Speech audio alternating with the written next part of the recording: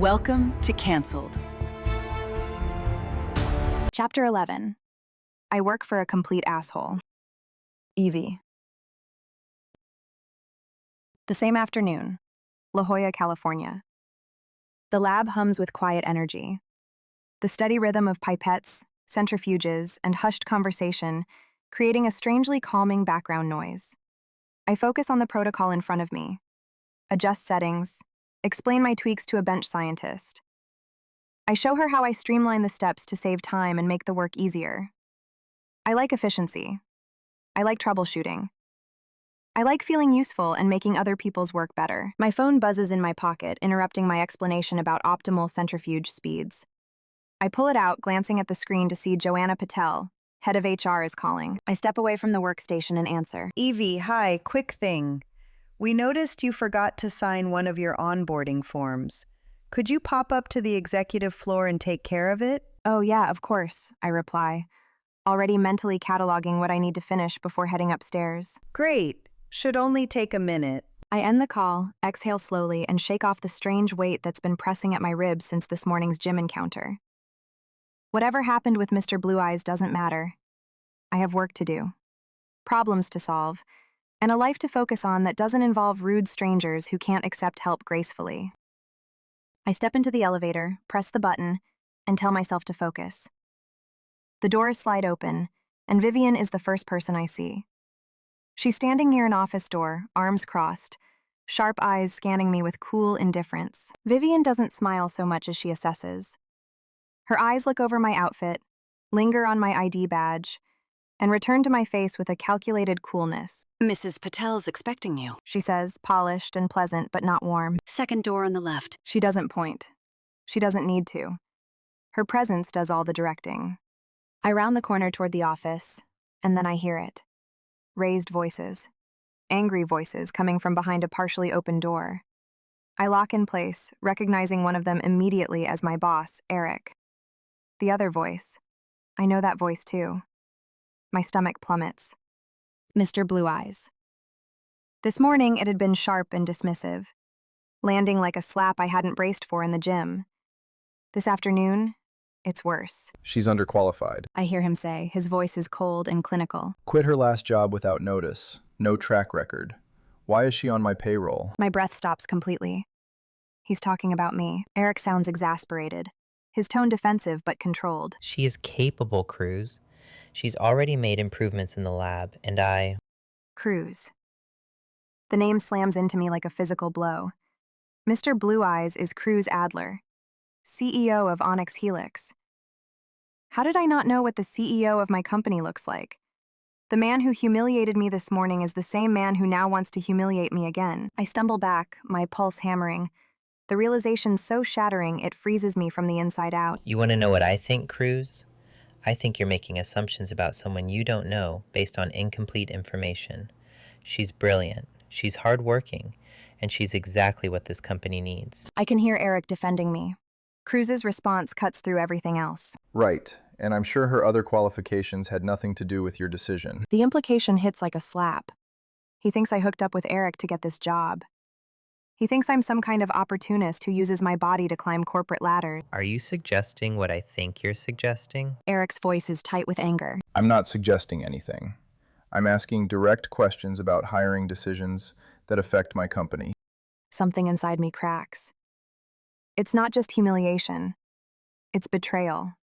It's fury. It's years of work and years of sacrifice being reduced to nothing in a matter of seconds. I'm suffocating in plain sight. I need to leave.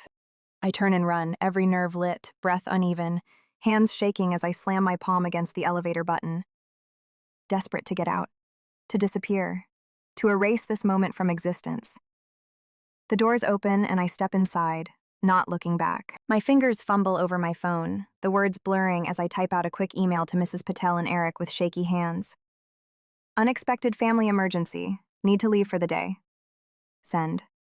I tuck my phone into my pocket and press my hands to my face, trying to steady myself. The air feels thick and suffocating. Poisoned with his words. Cruz Adler, CEO. Powerful enough to destroy me with nothing but his voice. And right now, I hate myself. I hate how I stood there frozen, how I let his words gut me open without fighting back. I hate that I let him do this to me, that I let another man make me feel stupid, worthless, like I don't belong. Hot, furious tears spill over, streaking down my face before I can stop them. I press my forehead against the cold elevator wall, squeezing my eyes shut, willing myself to disappear. I should quit. I should walk straight into Joanna Patel's office and tell her I'm done. But I can't move because deep down, I need this job, and Eric's CRO industry connections until I can get my lipstick on store shelves. I wipe off my tears with my sleeves, hold my head up high, and walk out of the building. My only mission, get home to Scarlett's and get completely wasted. I burst through Scarlett's front door like I'm being chased by demons, which honestly isn't far from the truth. I don't even announce myself, just beeline straight for the kitchen, yank open the freezer and grab the bottle of Grey Goose that's been living there since I moved in. The cap comes off with a satisfying crack, and I take a long pull straight from the bottle. The vodka burns going down. It's a good burn. The kind that drowns out the echo of Cruz Adler's voice calling me a moron who doesn't belong in biotech. Well, hello to you too, sunshine, Scarlett says from the doorway, taking in the scene with a sense of calm that suggests she's seen me have emotional breakdowns involving premium alcohol before. Rough day at the office? I take another swig and glare at her. The CEO of my company thinks I'm sleeping with my boss. Ah. She nods sagely, like this explains everything. And are you fucking your boss? No. Then why do you care what some random CEO thinks? She moves to the cabinet, pulls out 2 glasses, and holds them up expectantly. Also, if we're doing this, we're doing it right. I'm not letting you drink like a heartbroken freshman pounding peach schnapps in a dorm room. I reluctantly hand over the bottle, watching as she pours me a generous shot and a glass of wine for herself. He's not random. He's Cruz Adler. He could fire me tomorrow if he wanted to. Scarlett settles onto the bar stool next to me, wine glass in hand because apparently she's not joining me in my descent into vodka-fueled despair. Okay, so walk me through this. What exactly happened? I tell her everything. The gym encounter, today's overheard conversation, the way Cruz talked about me like I was some kind of scheming opportunist who bullshitted my way into a job I don't deserve. When I finish, Scarlett is quiet for a long moment, swirling her wine thoughtfully. You know what your problem is? She finally says. That I work for a complete asshole? No.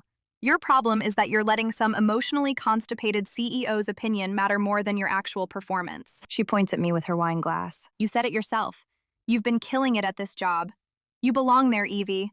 Some hot guy with control issues doesn't get to change that. I drain my glass and immediately reach for the bottle.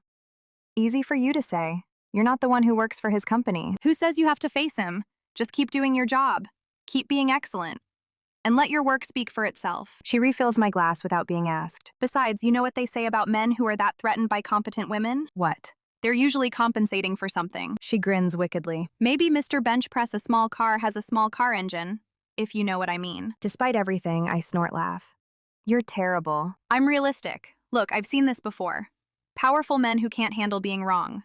So they double down on being assholes instead of admitting they misjudged someone. She takes a sip of wine. Sweetheart, no man micromanages your inbox unless he's deeply, tragically confused about whether he wants to fire you or bend you over his desk. What's that supposed to mean? I mean, maybe the reason he's so desperate to find fault with you has less to do with your qualifications and more to do with the fact that you make him feel things he doesn't want to feel. She gives me a look. You did say he was a walking orgasm, right? I feel heat creeping up my neck.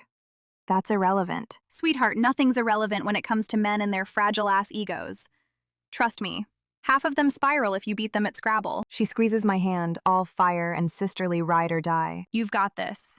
You're brilliant, capable, and exactly where you're meant to be. Don't let some tightly wound CEO who probably hasn't gotten a blowy in half a year make you forget that. I take another sip of vodka, feeling some of the tension in my shoulders finally start to ease.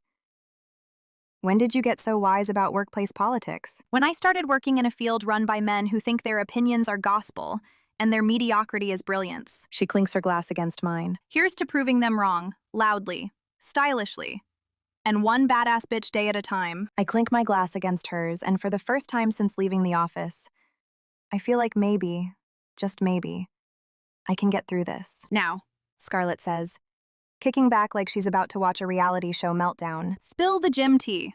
If I'm going to psychoanalyze this CEO crush properly, I need a full play-by-play. Sweat, awkward tension, and all. I groan and reach for the bottle again. This is going to be a long night.